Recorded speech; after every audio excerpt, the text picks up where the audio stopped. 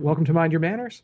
My name's Kerry. Today I have with me Brent Bailey, editor of all things HarnQuest, and Marc Renouf, who is lead writer on this quarter's offerings. Brent, why don't you give us just the quick overview on what we're talking about this quarter? And I'm going to throw out just a quick warning that there are some spoilers if you are a player in a Tharda campaign. So you will probably want to stop watching this. So, Brent, what's going on? Sure. Well, this time we have a settlement article, like our usual ones. This one is for Stimos Keep, which is one of the keeps in the Thardic Republic. And the other main article that we have this time is a little bit different. It actually has some location-based information in it, but it also has a lot of GM-specific information because it's about a conspiracy that is going on. It's about a criminal activity that is taking place in the Thardic Republic, and it involves the locations that are in there. Um, all of our material typically has adventure hooks all over the place. So it's not unusual for Columbia Games Harn material to have campaign-based or scenario-based material and a lot of ideas for them. The unusual thing with this one is that we have included, because it's so complicated, we have included a lot more guidance for GMs on how to use this material, maybe more so than we've done for really anything else. Yeah, I think this was an interesting set of articles to write because it really does kind of blur the line between, our sort of traditional what is pure setting material and like a structured adventure. It's not a structured adventure, but it has more sort of GM hints and tips in it than the standard setting material does. So it's kind of like an interesting middle ground. And I'm hoping that people get a lot out of it. Yeah, Yeah, how difficult was it to kind of walk that line as you were dreaming up this article? What were you tempted to go towards a scenario and try to pull it back, or what did it really start as an article in the Harnick sense, and we were kind Yeah, of it ending it up in the other direction? it very much started as a traditional article in the Harnick sense, and when we started looking at layout and page count and what was fitting where, Brent's like, hey, we've got space, we should do like a GM notes section. Mm. And it's funny because I wrote it and I sent it and I asked Brent, I was like, should we be doing this? Is this right? I had a lot of sort of soul searching on my part. I was like, this feels weird. Why are we doing this? yeah.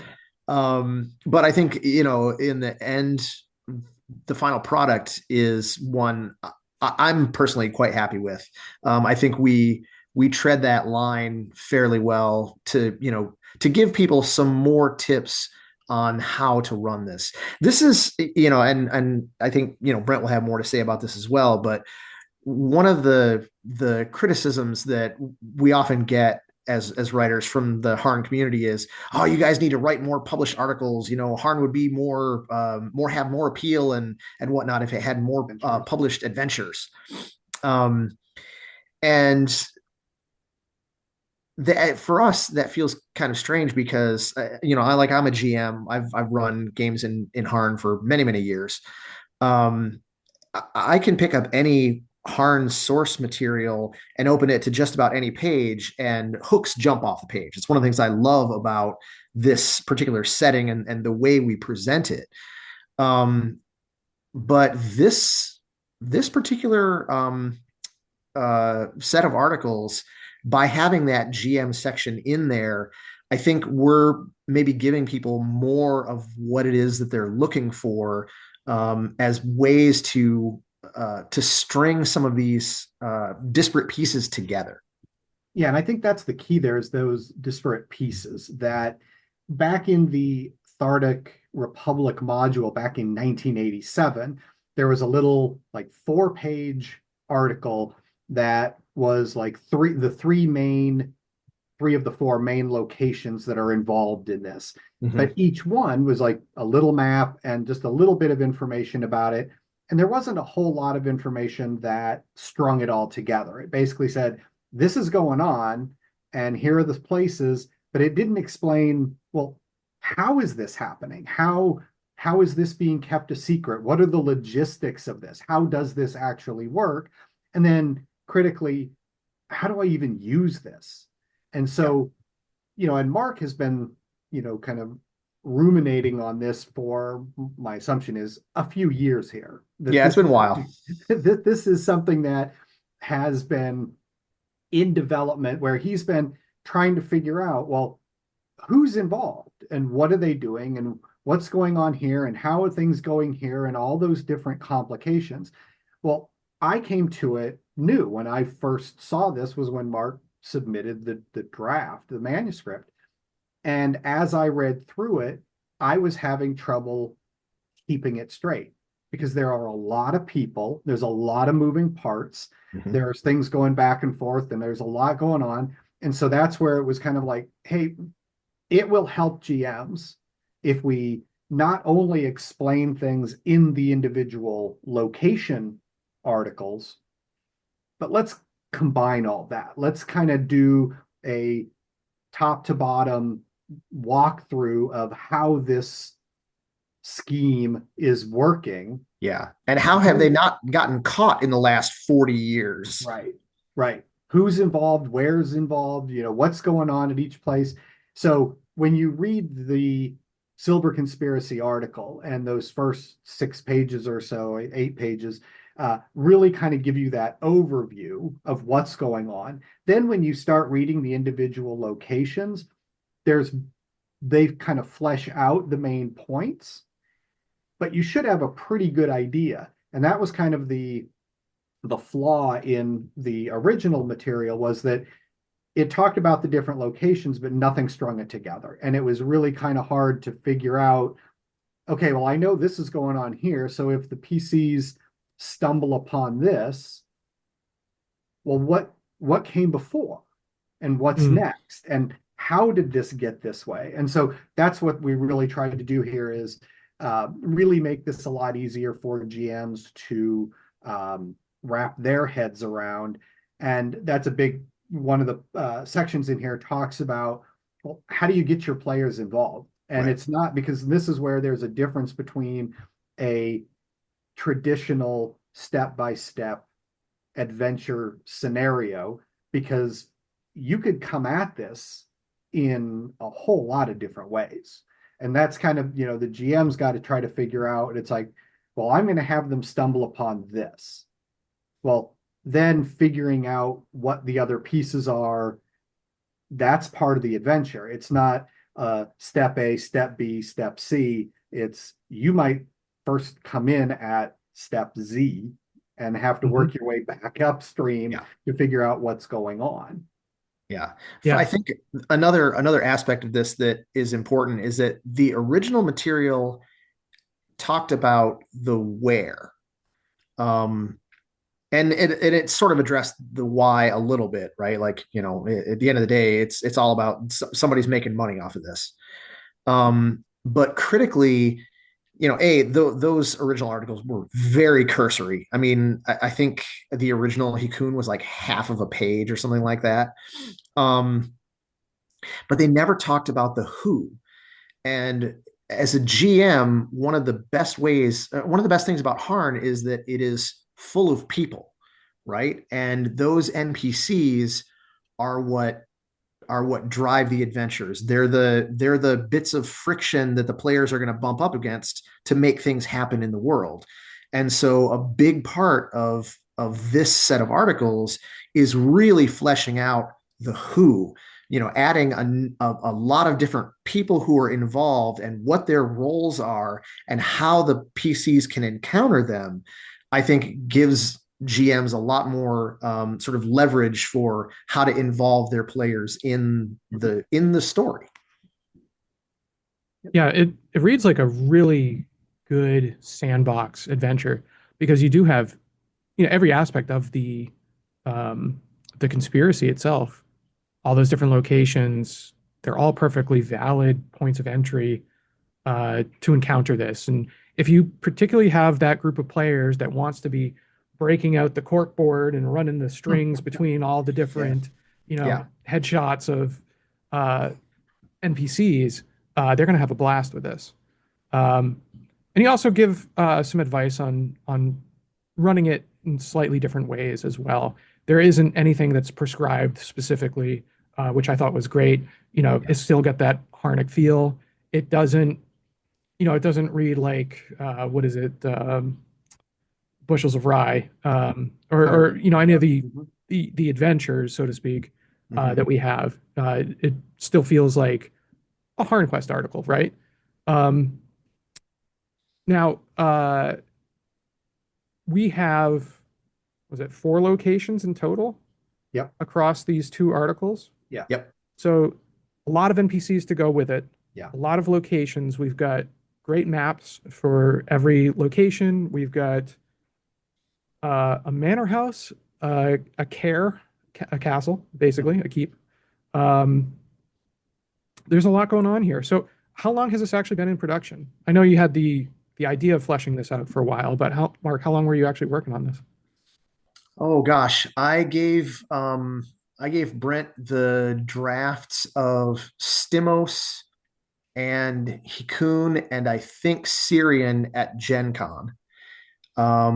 I had been working on them at various points. I think I started Stimos in 2019. Mm, wow. So it's been a while. Wow. Yeah. And was that for your home game, or was it always with the intent Yeah, of? so years ago I ran a game set in Tharda. It was a game where all the players were members of the League Kaver.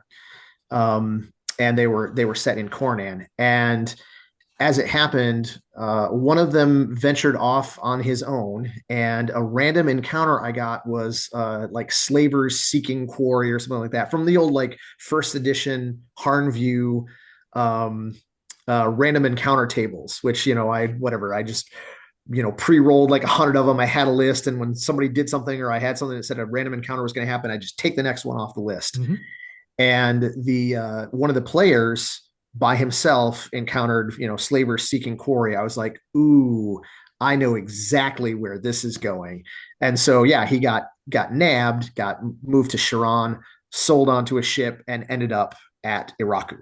And the rest of the party was trying to find him, and the trail took them to Stimos. So there were elements of this that I came up with for my particular game, but that was years and years and years ago. So this had been sort of percolating in the back of my mind as something that I wanted to do as an article since then.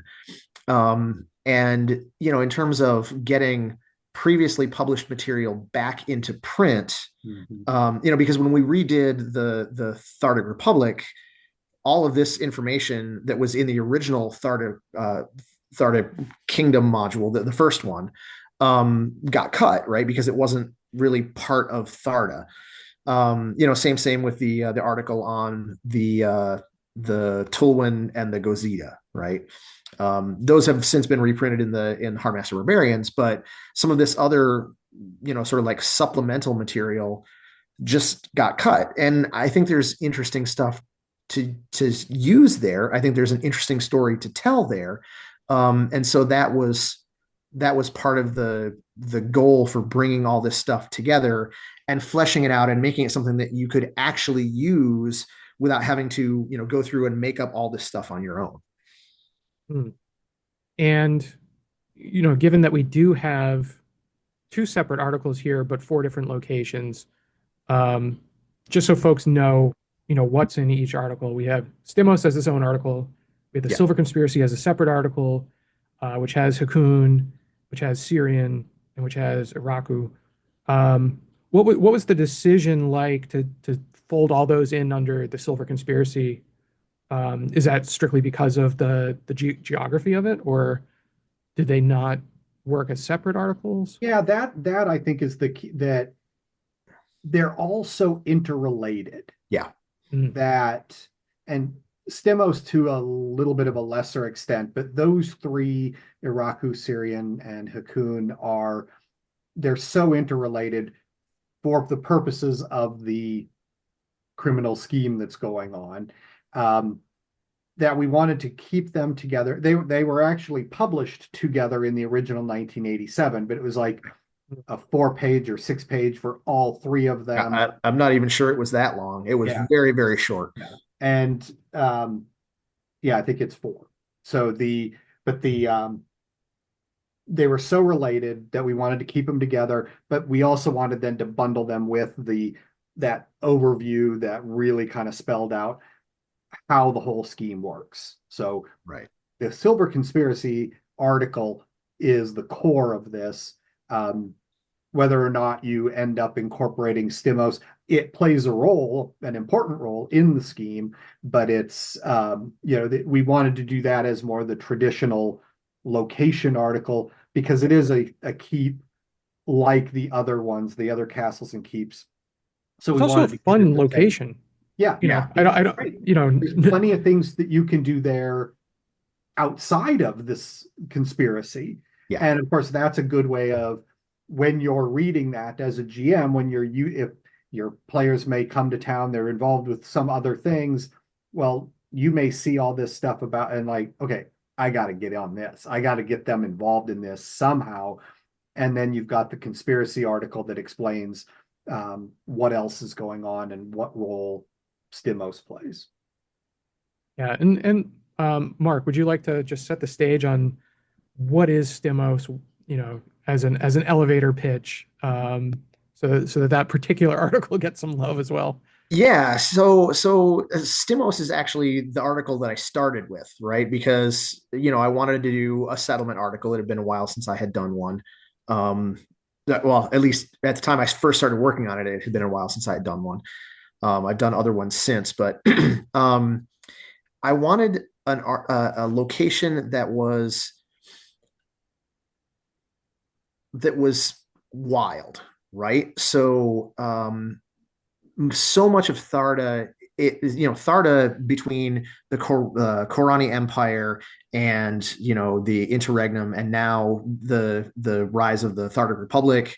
It's an area that has been settled for a long time. The settlements that are there are larger and older and more established, etc. But you get kind of out onto the fringe, and there's more opportunity there. Like we talk about how the Thardic Republic is a good place to set a campaign because it gives the players tons of social mobility, right? Um, you can be self-made men or women in Tharda more easily than you can in some of the, or more, I guess, more plausibly than you can in some of the feudal kingdoms.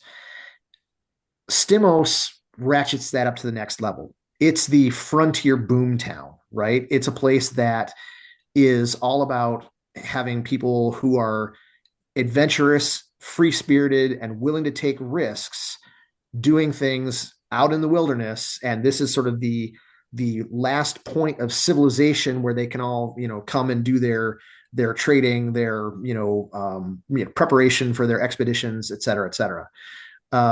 Critically, it's also the last sort of civilization on the pilgrimage route to Araka. So there's a sort of a fun and interesting religious angle that you can play in there as well. And that goes into speaking about the ways to get people involved in this. Is that okay? Yeah, your players are pilgrims, or they're mercenaries who are protecting pilgrims on the pilgrimage route, and this is how they get involved in all this craziness. So that was the sort of seed for Stimos, is to give a settlement that had all of this opportunity, but that had this kind of like rough and tumble feel to it. As a kid, I remember reading like um, you know, White Fang, and all the Jack London novels, right? And thinking about how the boom towns in Alaska and the Yukon Territory, and like what those must have been like. Or even Deadwood.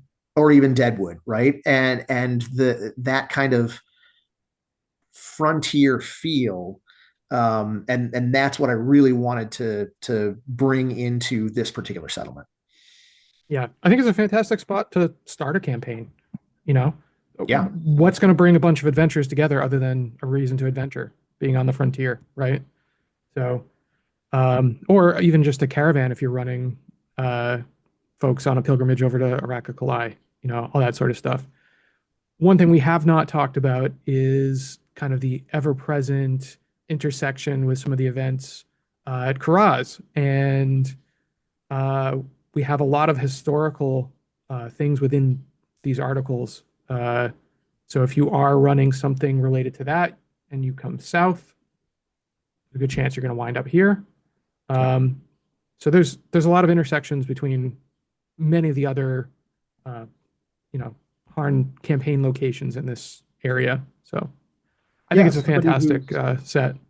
somebody who's trying to get to Kiraz for whatever reason, the lost treasure of the dwarves or whatever it is that they're looking for.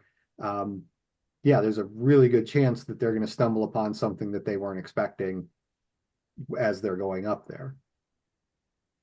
So yeah, Yeah, these we didn't really uh, make that explicit in the GM notes or anything about, oh, if people are going to Karaz, but it's pretty obvious that Yeah. mhm, this stuff yeah. is in the way. You got It's, a couple sidebars that are yeah, it's on a the little less way, than and obvious. there's a really yeah, there's hints a lot of places, right? The other thing about Stimos that I wanted to build into it is some characteristics of the keep itself. A lot of times, when we create keeps, we get kind of dinged for, oh, the defenses are perfect and there's no good way to assault this keep, yada yada yada. Um, I wanted to make a keep that was just a pain in the ass to live in. The original construction of the keep, like the keep has two entrances. There's the old entrance and there's the new entrance.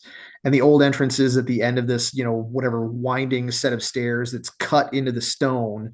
And, whatever, after 100 years of that, people are like nuts to this. And they build a giant ramp and knock a hole in the wall of the Great Hall and say, okay, now let's make this a place where we can actually live and do business. So, having a keep that was less convenient, I think, was one of the things I was really aiming for.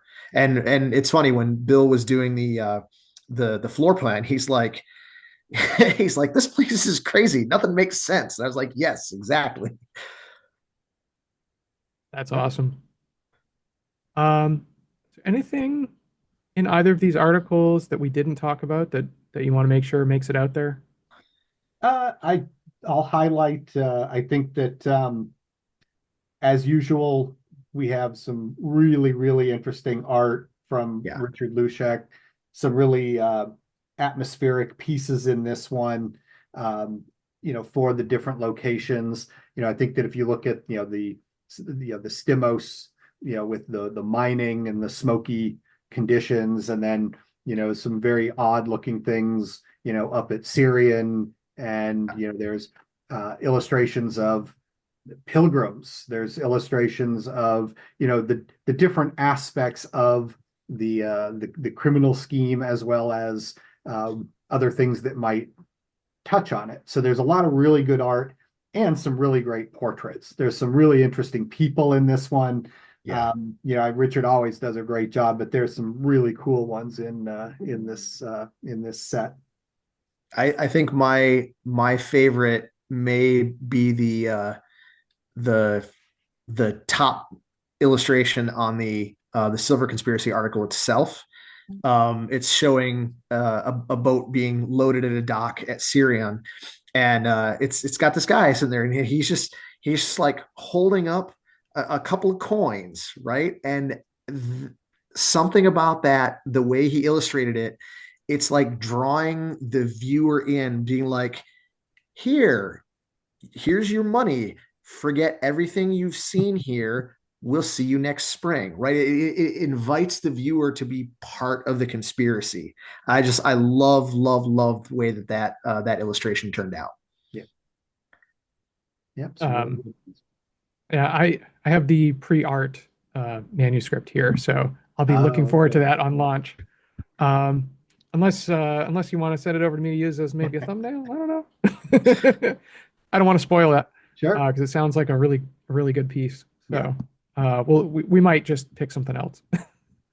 Um, I think, this in is terms of what we want out there for these articles, we want people to know about these articles. It's just that it's it's like all Harn articles, it's designed to be modular. But the whatever 6 pages, 8 pages, I forget which of the actual silver conspiracy itself is the overarching explanation. How does it all work?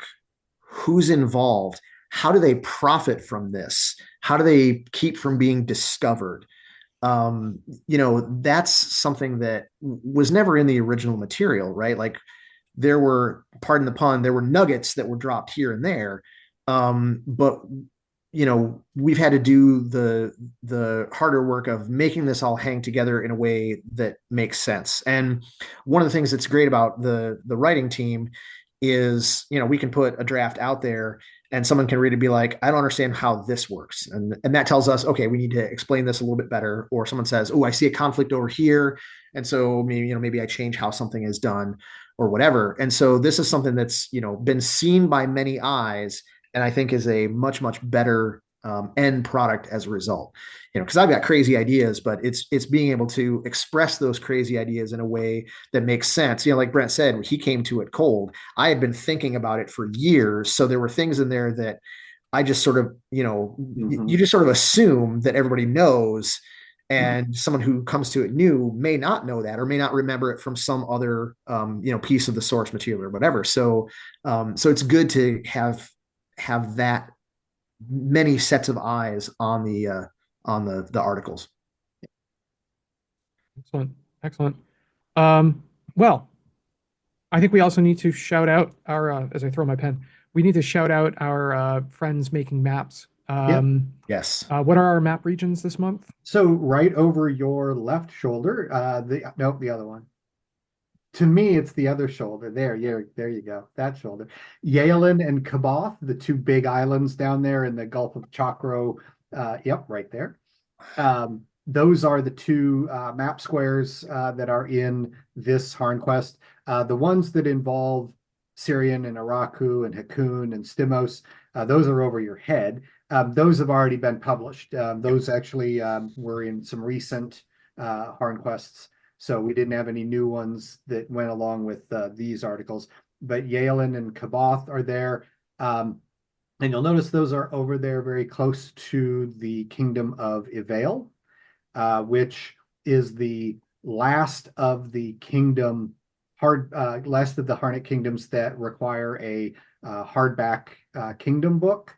And so you can kind of guess that our mappers are hard at work on the maps in the Ivale region because the Kickstarter for the Kingdom of Ivale should be sometime in the spring with that book coming out later next year, mid next year maybe. I'm not sure exactly, but that's something to be anticipating is that we're that Kingdom hardback book will be out next year. So we're hard at work on the maps and all of the material for that book right now. Excellent. Yeah, I know that one's been a big lift. The whole team involved in many different ways. So, Mark, anything you want to plug? Any upcoming projects you're working on that I think if Brent has his way, I will be knuckling down and finally finishing Order of the Crimson Dancer, Order of the Cookshin, and Queeman Keep. excellent? Yes. Very, very thematically relevant to some of our recent stuff. So, Yep. um, I like that. Yep. And Brent, what's going on in your calendar? Well, just keep on the keeping the HarnQuest pipeline running, and things are shaping up for the next one in, but it'll be, March of next year will be the first one of the year. There's a few things in development for that now.